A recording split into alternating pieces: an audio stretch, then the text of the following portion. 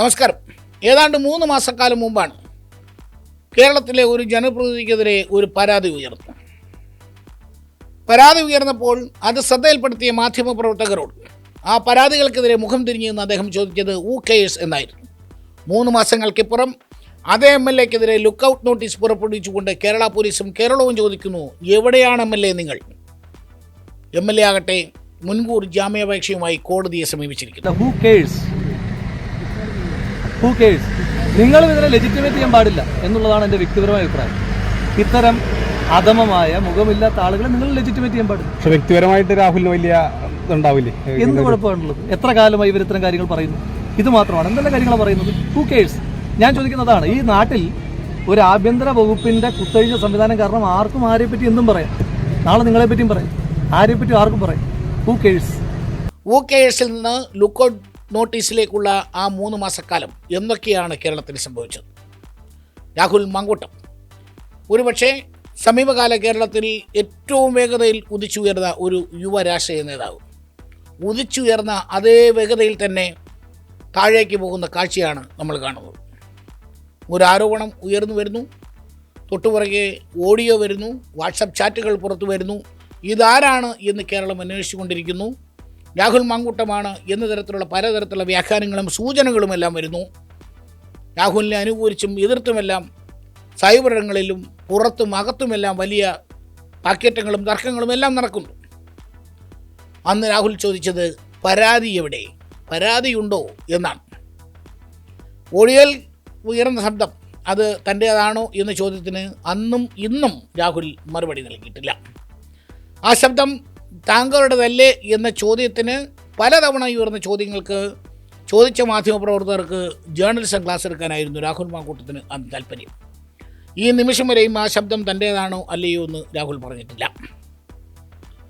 പക്ഷേ അനിവാര്യമായ ആ ദുരന്തം എന്നൊക്കെ പറയുന്ന പോലെ അനിവാര്യമായ ആ പരാതി ഒടുവിൽ പുറത്തു വന്നു.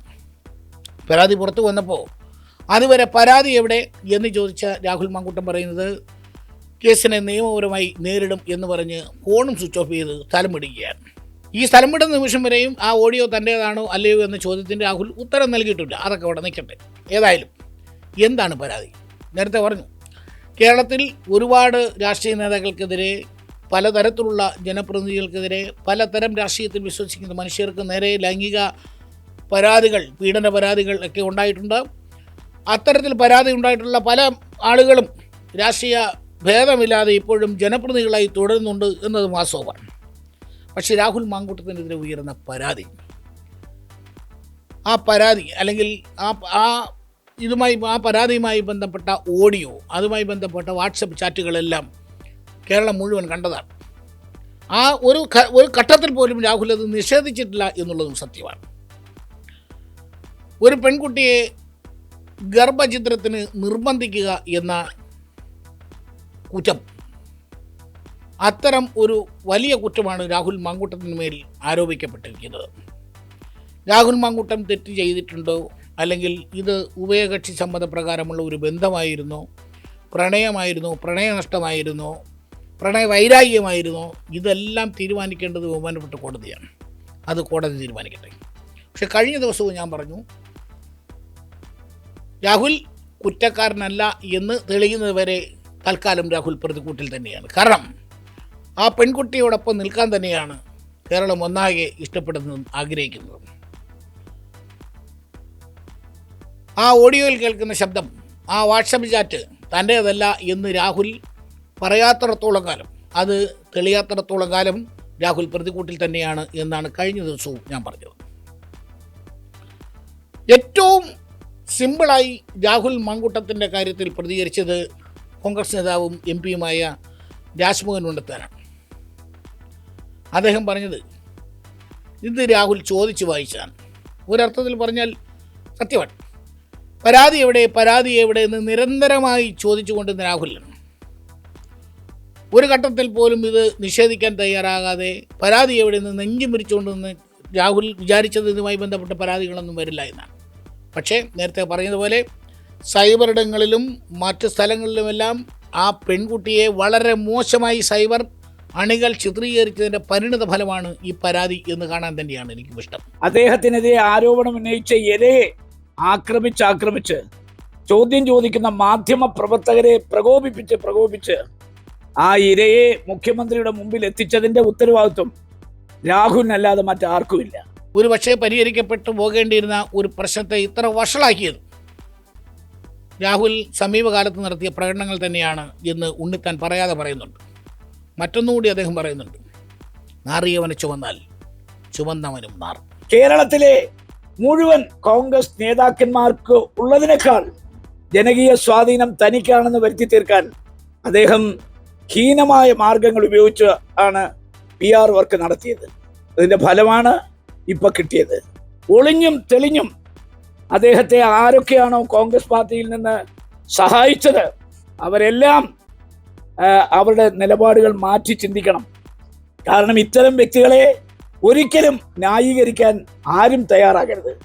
പൊതുവെ ഒരു ചൊല്ലുണ്ടല്ലോ, നാറിയവനെ ചുമന്നാൽ ചുമന്നവരും നാറും. തെരഞ്ഞെടുപ്പ് എടുക്കുമ്പോൾ ഇത്തരത്തിലുള്ള പരാതികൾ സ്വാഭാവികമാണ് എന്ന് പറഞ്ഞ കോൺഗ്രസ് നേതാക്കളുണ്ട്. രാഹുൽ മാങ്കൂട്ടത്തിനെ ഞങ്ങൾ നേരത്തെ തന്നെ സസ്പെൻഡ് ചെയ്തതാണ്, അതുകൊണ്ട് അദ്ദേഹവുമായി ബന്ധപ്പെട്ട് ഇത്തരം കാര്യങ്ങൾക്ക് ഞങ്ങൾക്ക് ഉത്തരവാദിത്വമില്ല എന്ന് KPCC അധ്യക്ഷനും പ്രതിപക്ഷ നേതാവും അടക്കം പറയുന്നുണ്ട്. എവിടെയാണ് ഇതിൻ്റെയൊക്കെ തുടക്കമെന്ന് നമുക്കെല്ലാവർക്കും അറിയാതാണ്. ആരാണ് രാഹുലിനെതിരെ പൊതുജന മധ്യത്തിൽ ആദ്യം പരാതി പറഞ്ഞത്? അത് കോൺഗ്രസുമായി വിശ്വസിക്കുന്ന, കോൺഗ്രസുമായി അസോസിയേറ്റ് ചെയ്യുന്ന ഒരു പെൺകുട്ടിയാണ് എന്ന് കോൺഗ്രസ് നേതാക്കൾ മറന്നു പോകരുത്. പീഡന പരാതിയും വെളിപ്പെടുത്തലും ഗർഭചിത്ര ആക്ഷേപവുമെല്ലാം വന്നത് അതിനൊക്കെ ശേഷമാണ്.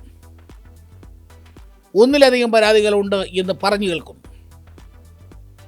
ഏതായാലും കേരളത്തിലെ കോൺഗ്രസ് നേതാക്കൾക്കെല്ലാം ഈ കഥയുടെ അല്ലെങ്കിൽ ഈ പരാതികളുടെ എല്ലാം വിശദാംശങ്ങൾ അറിയാം എന്ന് തന്നെയാണ് ഞാൻ വിശ്വസിക്കുന്നത്. എന്നിട്ടും രാഹുൽ മാങ്കൂട്ടത്തിന് സംരക്ഷണമൊരുക്കാൻ ഒളിഞ്ഞും തെളിഞ്ഞും കേരളത്തിലെ കോൺഗ്രസ് നേതാക്കൾ ശ്രമിക്കുന്നുണ്ട് എന്നത് ദുഃഖകരമാണ്. പ്രതിപക്ഷ നേതാവ് VD സതീശനും രമേശ് ചെന്നിത്തലയും ഒരു പരിധിവരെ K മുരളീധരനും ഒഴികെയുള്ള കോൺഗ്രസ് നേതാക്കളെല്ലാം ഇക്കാര്യത്തിൽ രാഹുൽ മാങ്കൂട്ടത്തിനൊപ്പമാണ് എന്നാണ് മനസ്സിലാക്കാൻ കഴിയുന്നത്. K സുധാകരനൊക്കെ പറയുന്നത് അദ്ദേഹം നിരപരാധിയാണ് എന്നാണ്. ഈ വിഷയം ശക്തമായി ഉന്നയിച്ച പ്രതിപക്ഷ നേതാവ് VD സതീശൻ, അതായത് ഞങ്ങളുടെ ബോധ്യത്തിൻ്റെ അടിസ്ഥാനത്തിലാണ് രാഹുലിനെ പാർട്ടിയിൽ നിന്ന് സസ്പെൻഡ് ചെയ്തതെന്ന് പരസ്യമായി പറഞ്ഞ VD സതീശൻ അദ്ദേഹത്തെ കോൺഗ്രസ് തന്നെ സൈബർ അണികൾ കൈകാര്യം ചെയ്തത് എങ്ങനെയാണ് എന്ന് നമ്മൾ കണ്ടതാണ്. ആ അണികൾക്കെതിരെ ഒരു തരത്തിലുള്ള നടപടിയെടുക്കാൻ കോൺഗ്രസിന് കഴിഞ്ഞിട്ടുമില്ല. സസ്പെൻഷനിലായ രാഹുൽ മാങ്കൂട്ടം പാലക്കാടടക്കം തെരഞ്ഞെടുപ്പ് പ്രചാരണത്തിലടക്കം പങ്കെടുക്കുന്നു, സ്ഥാനാർത്ഥികളെ തീരുമാനിക്കുന്നു, സ്ഥാനാർത്ഥികൾക്ക് മാല അണിയിക്കുന്നു. എന്നിട്ടും ഒരക്ഷരം മിണ്ടാൻ കോൺഗ്രസിന് കഴിഞ്ഞിട്ടില്ല. രാജിവെക്കേണ്ടത് രാഹുൽ മാങ്കൂട്ടം, അത് MLA എന്നതിൽ അത് രാഹുലിൻ്റെ തീരുമാനമാണ്. അതൊക്കെ രാഹുൽ തീരുമാനിക്കുക, രാജിവെക്കുക, എന്തൊക്കെ ചെയ്യേണ്ടത്. പക്ഷേ ധാർമ്മികത എന്നൊരു സംഭവം ഉണ്ടല്ലോ. സസ്പെൻഡ് ചെയ്യപ്പെട്ട ഒരാൾക്ക് വേണ്ടി അണികൾ രംഗത്തിറങ്ങുന്നു, അദ്ദേഹവും അണികളും ചേർന്ന് പാർട്ടി തങ്ങളാണ് എന്ന മട്ടിൽ മുന്നോട്ട് കൊണ്ടുപോകുന്നു. ഇതെല്ലാം കണ്ടുകൊണ്ട് KPCC പ്രസിഡന്റ് അടക്കമുള്ള ഒരു സംഘം ആൾക്കാർ അവിടെ ഇരിക്കുകയാണ്. രാഹുൽ മാങ്കൂട്ടത്തിനെതിരായ പരാതി മുഖ്യമന്ത്രിക്ക് നൽകിയപ്പോഴും UDF കൺവീനർ അടൂർ പ്രകാശ് അടക്കമുള്ളവർ പറയുന്നത് ഇത് മുഖ്യമന്ത്രിക്ക് കൊടുത്തതിന് വേണ്ടി എന്തോ ഗൂഢാലോചന ഉണ്ടെന്നാണ്. അല്ലെങ്കിലും ഇലക്ഷൻ കാലമാകുമ്പോൾ CPM-ന് ഇതുപോലെ ഓരോരോ ഇരകളെ കിട്ടും എന്നാണ്. ഓരോ തെരഞ്ഞെടുപ്പ് വരുമ്പോഴും ആ തെരഞ്ഞെടുപ്പ് വേളകളിലൊക്കെ തന്നെ ഏതെങ്കിലുമൊക്കെ കള്ളക്കേസ് ഉണ്ടാക്കിയെടുക്കുക എന്ന് പറയുന്നത് ഒരു ഗവൺമെൻറ്റിൻ്റെ ഉത്തരവാദിത്വം എന്നുള്ള നിലയിൽ അത് ഇവിടെയും നടപ്പാക്കുന്നു. രാഹുലിനെ കുറിച്ച് പരാതി ഉണ്ടെങ്കിൽ ആ പരാതിയെക്കുറിച്ച് അന്വേഷണം നടക്കട്ടെ. ആ അന്വേഷണം നടന്നതിന് ശേഷം ആ അന്വേഷണത്തിൽ എന്താണ് പുറത്തു വരുന്നതെന്ന് അറിയട്ടെ. അതിനുശേഷം മറുപടി പറയാം. ഇത് കള്ളക്കേസാണെന്നാണോ അപ്പോൾ പറയുന്നത്? അല്ല, കള്ളക്കേസാണോ എന്ന് ചോദിച്ചാൽ ആരുടെ പേരിലും കള്ളക്കേസ് കൊടുക്കാം. എനിക്ക് പറയാനുള്ളത് ഇതൊക്കെ ഓരോന്ന് ചെയ്ത് കൂട്ടുമ്പോൾ ഇലക്ഷൻ വരുമെന്നും അന്നേരം ഇത് പ്രശ്നമാകുമെന്നൊക്കെ ആലോചിക്കണം. ഇത് മാത്രമാണ് എനിക്കിതുമായി ബന്ധപ്പെട്ട് പറയാനുള്ളത്. പിന്നെ ഈ ഇലക്ഷൻ കാലമാകുമ്പോൾ ഇങ്ങനെ ഓരോന്ന് ചെയ്യാൻ പോയാൽ കഴിഞ്ഞ 3 മാസമായി അന്തരീക്ഷത്തിലുള്ള പരാതിയാണ്, 3 മാസമായി പറഞ്ഞു കേൾക്കുന്ന സംഭവങ്ങളാണ്. അത് പരിഹരിക്കാൻ കോൺഗ്രസ് മെനക്കെട്ടില്ല, കോൺഗ്രസ് ശ്രമിച്ചില്ല എന്നത് നിങ്ങൾ തന്നെ ആലോചിച്ചാൽ മതി. എന്നിട്ട് പരാതി വന്നപ്പോൾ ഇപ്പോൾ ഇത് കൊണ്ടുവന്നതിൽ ഗൂഢാലോചനയുണ്ട്, മുഖ്യമന്ത്രിക്ക് കൊടുത്തതിൽ ഗൂഢാലോചനയുണ്ട് തുടങ്ങിയ ന്യായവാദങ്ങളുമായി കോൺഗ്രസ് രംഗത്തിറങ്ങിയാണ്. സ്വാഭാവികമായും ഒരു ഇലക്ഷൻ കാലത്ത് ഇതുപോലൊരു ആയുധം കിട്ടിയാൽ ഏത് രാഷ്ട്രീയ പാർട്ടിക്കാരും ഉപയോഗിക്കും. നിങ്ങളാണ് ഉപയോഗിക്കത്തില്ല, എനിക്കറിയുമെന്ന് ചോദിക്കുകയാണ്.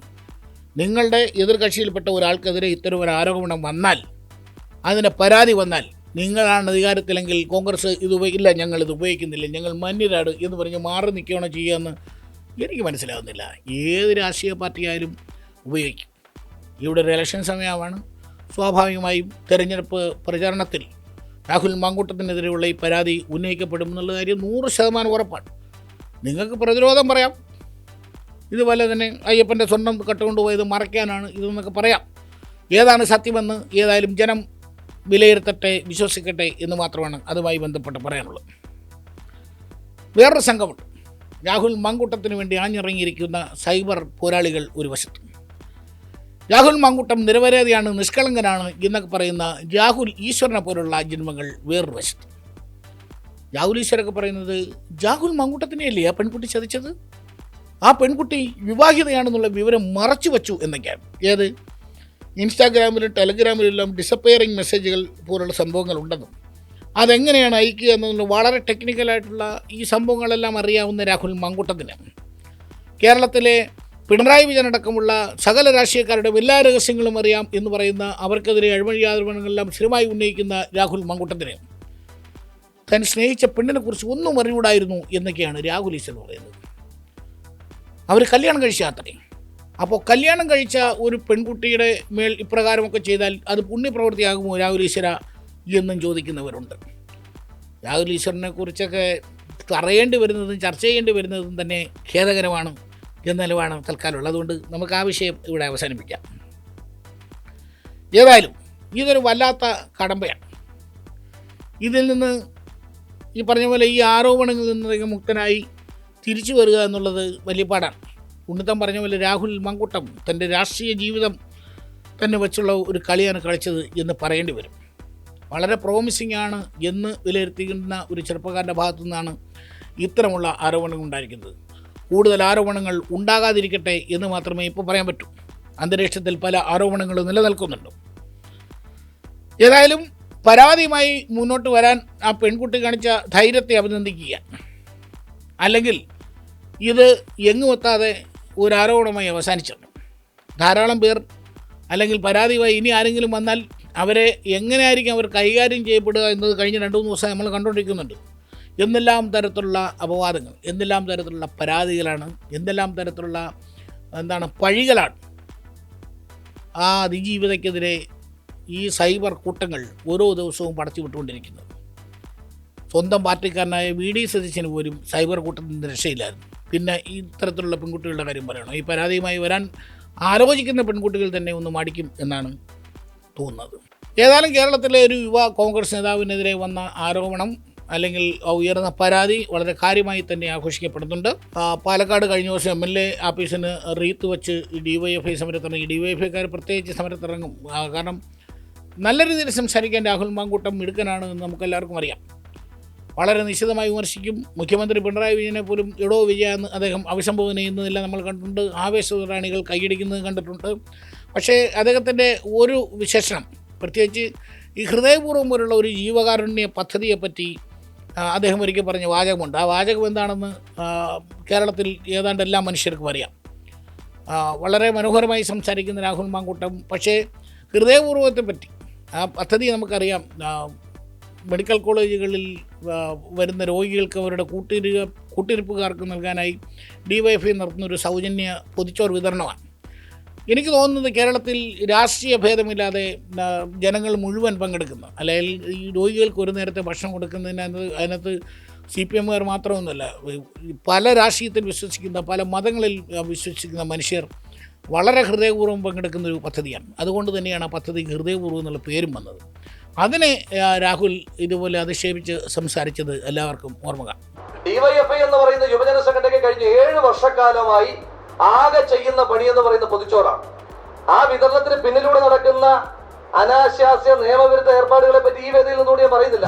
ഈ അധിക്ഷേപം കണ്ട ശ്രദ്ധയിൽപ്പെട്ട പലരും എന്ന് പറഞ്ഞു ഈ അധിക്ഷേപത്തിനടക്കം രാഹുൽ മാങ്കൂട്ടത്തെ കാത്തിരിക്കുന്നത് വലിയ രീതിയിലുള്ള തിരിച്ചടിയായിരിക്കുമെന്ന്.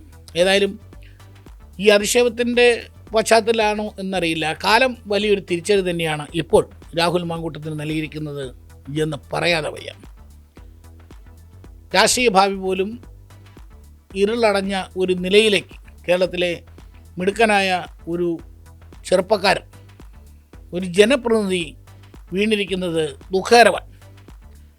ഉണ്ണിത്താൻ പറഞ്ഞു മാത്രമേ പറയാനുള്ളൂ. ചോദിച്ച് മേടിച്ചതാണ്. ശ്രദ്ധിക്കണ്ടേ രാഹുലേ?